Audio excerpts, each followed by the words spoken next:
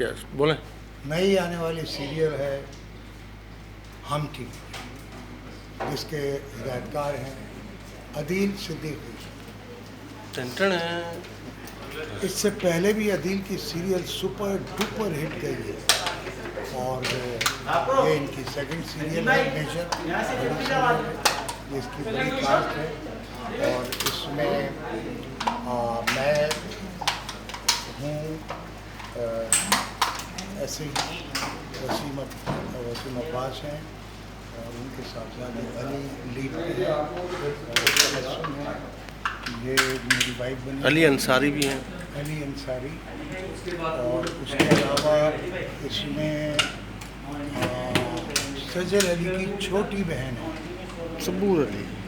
सबूर अली, वो भी lead cast में है। और आयशा खान है, लाहौर की आर्टिस्ट, बहुत अच्छी आर्टिस्ट है, वो भी हैं।